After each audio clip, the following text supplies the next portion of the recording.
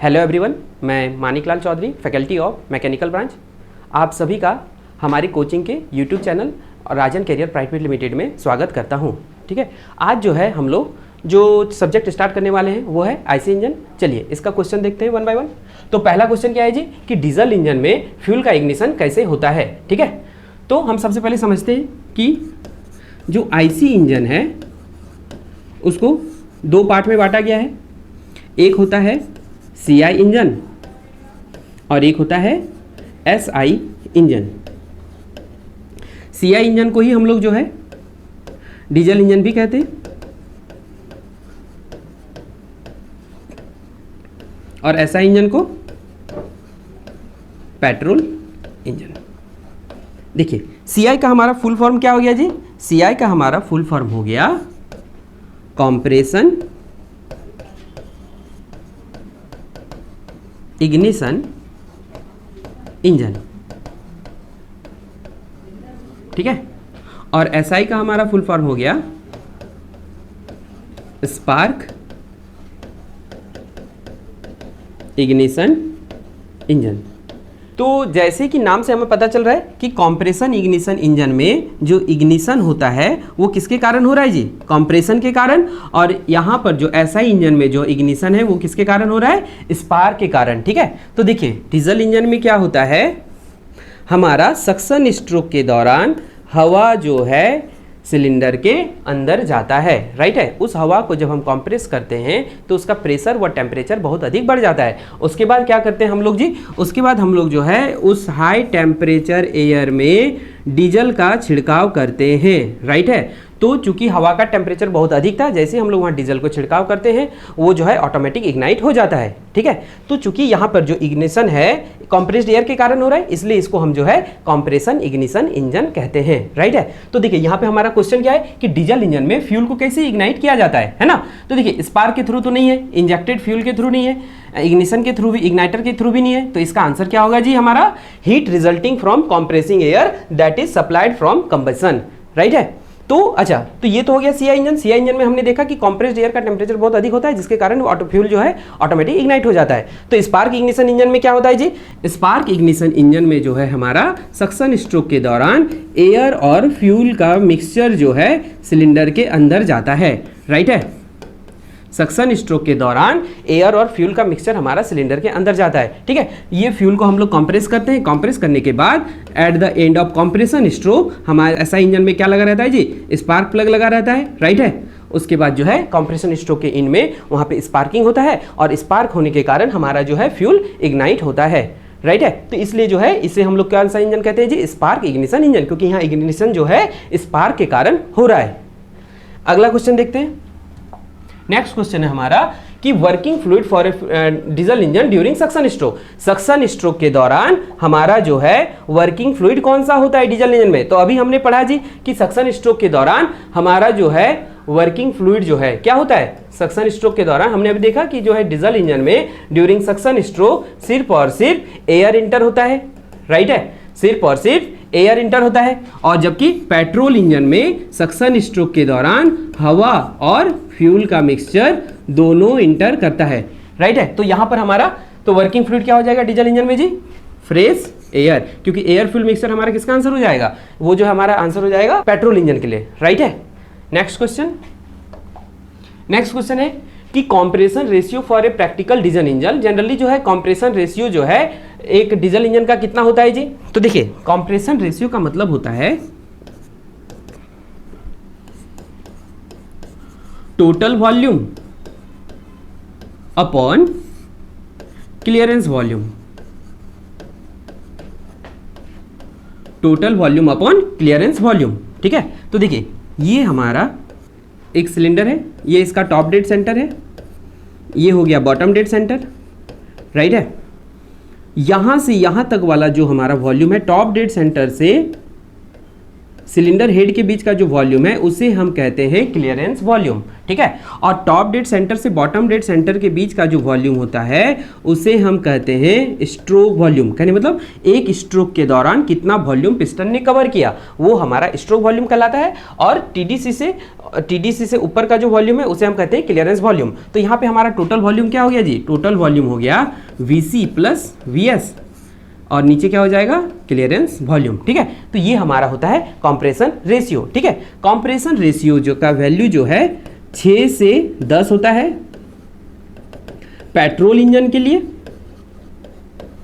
और इसका वैल्यू जो है 16 से 20 होता है। किसके लिए होता है ये हमारा? 16 to 20 ये होता है डीजल इंजन के लिए। ओके, तो यहां पर हमारा क्वेश्चन क्या है कि बताइए कंप्रेसर रेशियो डीजल इंजन के लिए कितना होता है? तो ये होता है 16 एंड अबव। ओके, अगला क्वेश्चन देखते हैं।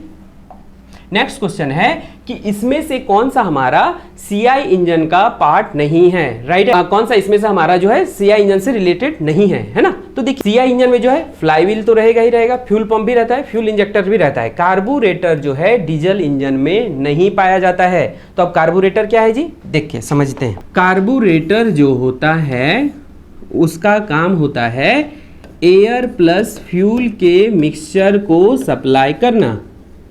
इसका काम क्या होता है? एयर प्लस फ्यूल मिक्सचर का सप्लाई करना, राइट है।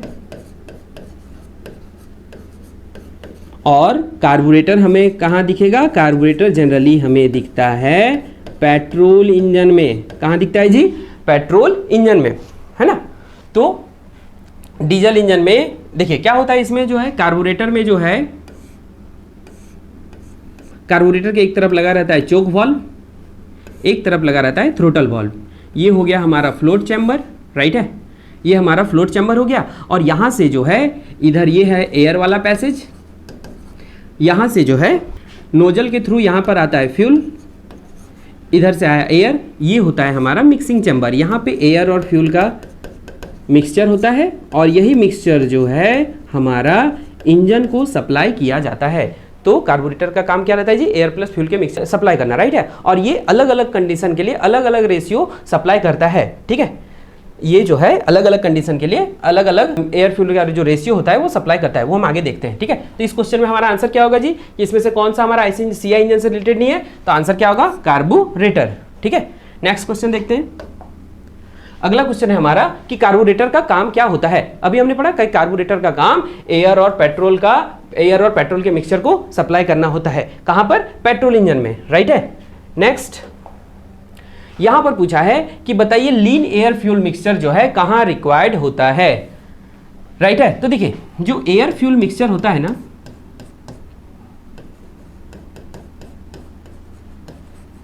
जो हमारा केमिकली करेक्ट मिक्सचर होता है उसका रेशियो होता है 14.6:1, राइट है। वो कितना होता है जी? 14.6:1। अच्छा, ये होता है बाय मास। ये क्या होता है जी? बाय मास, राइट है। और यही हमारा जो है 9.5:1 हो जाता है बाय वॉल्यूम यदि लेते हैं। तो कहने का मतलब एयर फ्यूल मिक्सचर का मतलब क्या हुआ जी? कि यदि 1 ग्राम फ्यूल को हम यदि इग्नाइट कर रहे हैं उसके लिए हमको कितना एयर मिनिमम चाहिए जी? उसका प्रॉपर कंबशन के लिए 14.6 ग्राम। इसका मतलब ये होता है, राइट है, कि यदि हमने 1 लीटर जो है, यदि हमने 1 लीटर यदि फ्यूल लिया है तो उसके लिए हमको 9.5 मीटर क्यूब ऑफ एयर का रिक्वायरमेंट होता है उसको प्रॉपर कंबशन के लिए, राइट है। इसे हम बोलते हैं स्टोकोइमेट्रिक मिक्सचर। इसे हम क्या बोलते हैं जी? स्टोकोइमेट्रिक मिक्सचर। तो ये जो 14.6:1 है इसको हम कहते हैं केमिकली करेक्ट मिक्सचर। कहने का मतलब माने enough an amount of air present है फ्यूल को जलाने के लिए। इसका दूसरा नाम हो गया हमारा स्टोइकियोमेट्रिक मिक्सचर, राइट है। तो यदि जो है यदि यही एयर फ्यूल मिक्सचर जो है हमारा 12:1 से कम होता है तो इसे हम कहते हैं रिच मिक्सचर। इसे हम क्या कहते हैं जी? Rich mixture, okay.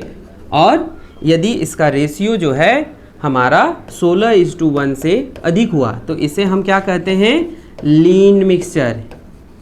ये क्या कहलाता है जी, लीन मिक्सचर। अब देखिए यहाँ पर क्वेश्चन क्या पूछा है कि हम लोग जो है लीन एयर फ्यूल मिक्सचर का प्रयोग कहाँ करते हैं। अभी हमने क्या देखा कि एयर फ्यूल रेशियो जो है हमारा यदि 12:1 से इक्वल और कम है तो उसको हमने क्या कहा जी, रिच मिक्सचर, राइट है। और यदि वो 16:1 से बराबर या अधिक रहा तो उसको हमने क्या कहा, लीन मिक्सचर, राइट है। अब देखिए जी, ये जो एयर फ्यूल मिक्सचर है ये जो है कोल्ड स्टार्टिंग के दौरान ये हमारा होता है 8:1। कितना होता है, 8:1। कोल्ड स्टार्टिंग का मतलब हुआ कि जैसे ठंडी के दिन में हमारा इंजन ठंडा हो जाता है और हम लोग चोक लेते हैं, राइट है। तो चोक लेने का मतलब क्या होता है जी, तो देखिए कार्बोरेटर में क्या है ना, ऊपर लगा रहता है चोक वाल्व। ये ऊपर क्या लगा रहता है हमारा, चोक वाल्व, राइट है। तो कार्बोरेटर जैसे हम लोग चोक लेते हैं, ये जो है इसका रास्ता जो है, पहले ये चोक जो है आपका ज़्यादा खुला हुआ था, वो क्या है, पैसेज को थोड़ा बाधित कर देता है, राइट है। यानी ये जो है एयर को जो है एयर का सप्लाई को कम कर देता है, राइट है। तो एयर का यदि सप्लाई कम होगा तो वहाँ पे ऑब्वियसली क्या होगा, पेट्रोल का जो है पेट्रोल की मात्रा बढ़ जाएगी, राइट है। तो कोल्ड स्टार्टिंग के दौरान पेट्रोल की मात्रा अधिक हो गई, कहने का मतलब वो कौन सा मिक्सचर हो गया, रिच मिक्सचर, है ना। तो कोल्ड स्टार्टिंग के दौरान जो है 8:1 का एयर फ्यूल रेशियो सप्लाई किया जाता है। ओके, अगला क्या है जी, एक्सीलरेशन। एक्सीलरेशन का मतलब जैसे ही हमने मान लीजिए अब हम गाड़ी चला रहे हैं, हम लोग सडन एक्सीलरेशन लिए, राइट है। तो देखिए एक चीज ये होता है, नीचे यहाँ कनेक्ट रहता है थ्रोटल वाल्व। क्या रहता है जी, थ्रोटल वाल्व। थ्रोटल वाल्व का कनेक्शन जो है हमारा एक्सीलरेटर से रहता है। किससे कनेक्शन रहता है जी, एक्सीलरेटर से, है ना, एक्सीलेटर से रहता है। तो एक चीज देखिए यहाँ पर कि जैसे हमको जो हमने एक्सीलेटर लिया, मतलब क्या हुआ, पावर का रिक्वायरमेंट अधिक हो गया। तो पावर का रिक्वायरमेंट अधिक हो गया तो हमको क्या है, वहाँ पे अधिक फ्यूल का सप्लाई करना पड़ेगा, राइट है। तो फ्यूल का अधिक सप्लाई करना पड़ेगा। तो एक्सीलरेशन के दौरान हम लोग का जो एयर फ्यूल का रेशियो होता है वो होता है हमारा जी 12:1। कितना होता है, 12:1, राइट। नेक्स्ट है क्रूजिंग और आइडलिंग। देखिए आइडलिंग का मतलब होता है कि मान लीजिए हम लोग गाड़ी न्यूट्रल में करके छोड़ दिए, इंजन हमारा चालू है लेकिन जो है उस पर लोड नहीं है, उस कंडीशन को हम क्या कहते हैं, आइडलिंग। जनरली ये हम लोग देखें कि जैसे कि ट्रैफिक लाइट में हम लोग जब गाड़ी रोकते हैं तो हम लोग क्या कहते हैं, न्यूट्रल में करके हम लोग रुके रहते हैं। उस समय क्या होता है, एयर फ्यूल का जो कंजम्पशन है वो फ्यूल का कंजम्पशन काफ़ी बढ़ जाता है, राइट है। तो आइडलिंग का मतलब मैंने क्या बोला, आपका इंजन स्टार्ट है लेकिन उस पर कोई लोड नहीं आ रहा है, या कहने मतलब आपने गाड़ी जो है चालू कर दिया, न्यूट्रल पे करके आपने गाड़ी को छोड़ दिया है ना। तो उस दौरान जो है 10:1 का जो है मिक्सचर सप्लाई किया जाता है, ठीक है। और क्रूजिंग क्या होता है जी, फ्यूल इकोनॉमी यहाँ पे सबसे अधिक होती है। फ्यूल इकोनॉमी, फ्यूल की बचत जो है यहाँ पर सबसे अधिक होती है, राइट है। तो फ्यूल इकोनॉमी कब होगा, जब हम लोग जो है पतला मिक्सचर सप्लाई करेंगे, लीन एयर मिक्सचर। तो यहाँ पर जो है एयर फ्यूल मिक्सचर कितना होता है जी, 16:1, राइट है। तो अभी हमको पता चल गया कि लीन एयर फ्यूल मिक्सचर हम लोग कहाँ पे सप्लाई करेंगे जी, ड्यूरिंग क्रूजिंग, राइट है। अब नेक्स्ट क्वेश्चन की ओर देखिए, अगला क्वेश्चन क्या है जी कि the following volume of air is required for consuming 1 litre. देखिए अभी इसने क्वेश्चन क्या पूछा है कि 1 लीटर फ्यूल को जलाने के लिए कितना मीटर क्यूब ऑफ एयर की आवश्यकता पड़ती है। अभी मैंने आपको थोड़ा देर पहले बताया था कि जो एयर फ्यूल रेशियो है बाय मास यदि हम करते हैं तो ये होता है 14.6:1, और बाय वॉल्यूम यदि लेते हैं तो ये कितना होता है जी 9.5:1, राइट है। ये कितना होता है 9.5:1। तो इसका आंसर हमारा कितना होगा, ऑप्शन डी, ठीक है। नेक्स्ट अगला क्वेश्चन हमारा, dash involve breaking of fuel into fine particle. तो देखिए breaking of fuel into fine particle, इस प्रोसेस का नाम होता है एटमाइजेशन। इस प्रोसेस का नाम क्या होता है जी, एटमाइजेशन, राइट है। ये क्या करता है, जो हमारा लिक्विड पार्टिकल है उसको छोटे छोटे भागों में बांट देता है। जैसे हम लोग कोई चीज़ स्प्रे करते हैं या हम लोग जैसे डीओ मारते हैं, तो स्प्रे करते हैं तो वहाँ अंदर में क्या रहता है जी, लिक्विड भरा रहता है, राइट है। जैसे हम इसको पुश करते हैं तो यही लिक्विड बाहर तो निकलता है लेकिन छोटे छोटे ड्रॉप के फॉर्म में, राइट है। तो ये जो लिक्विड को छोटे छोटे ड्रॉप में इसने चेंज किया, इसी को हम क्या बोलते हैं, एटमाइजेशन, राइट है। और कार्बोरेटर में ये काम कौन करता है, कार्बोरेटर में ये काम करता है नोजल। नोजल का काम क्या करता है जी, फ्यूल पार्टिकल को छोटे छोटे भागों में बांटना ताकि वो एयर के साथ प्रॉपर मिक्सचर बना पाए, राइट है। तो यहाँ हमारा आंसर क्या होगा जी, एटमाइजेशन, राइट है। नेक्स्ट क्वेश्चन क्या है, अगला क्वेश्चन क्या कहता है जी कि हमारा जो है फ्यूल और एयर का मिक्सिंग जो है डीजल इंजन में कहाँ पर होता है, राइट है। तो हमने देखा था कि सिलेंडर के अंदर जब कंप्रेशन स्ट्रोक के एंड में हम लोग इंजेक्टर की सहायता से फ्यूल का इंजेक्ट करते हैं, राइट है। तो कहने का मतलब कहाँ पर हमारा जो है मिक्सिंग कहाँ पर हो रहा है, सिलेंडर के अंदर हो रहा है रे, डीजल इंजन में, राइट है। वहीं पेट्रोल इंजन में जो है एयर और फ्यूल का मिक्सिंग कहाँ पर हो रहा है, अभी हमने देखा था कि एयर और फ्यूल का मिक्सिंग जो है कार्बोरेटर में होता है, राइट है। किसमें, इन अ पेट्रोल इंजन, है ना। नेक्स्ट क्वेश्चन कहता है कि इसमें से कौन सा स्टेटमेंट जो है ज्यादा रेलिवेंट है आईसी इंजन के संदर्भ में, ठीक है। तो देखिए पहला है इससे चले, अभी ऑप्शन ए को अभी रहने दीजिए, ऑप्शन बी को देखिए। यहां क्वेश्चन कहता है कि एसआई इंजन के लिए कंप्रेशन रेशियो 16 से 20 होता है क्या, नहीं होता है। हमने पढ़ा था कि कंप्रेशन रेशियो जो है 6 से 10 जो है पेट्रोल इंजन एंड 16 से 20 जो है किसके लिए होता है जी, सीआई इंजन के लिए, राइट है। तो ये ऑप्शन हो गया गलत। अच्छा हाँ देखिए यहाँ पे क्वेश्चन क्या है कि जो कंप्रेशन रेशियो है वो हमारा 6 से 10 होगा इन एसआई इंजन, राइट है। मतलब ये ऑप्शन तो सही दिख रहा है। अगला ऑप्शन देख लेते हैं, इसमें इस ऑप्शन में क्या कह रहा है कि wall of the engine cylinder of S I engine need to be thicker. अच्छा देखिए कहता है कि सीआई इंजन के तुलना में क्या एसआई इंजन का सिलेंडर जो है मोटा बनाया जाता है।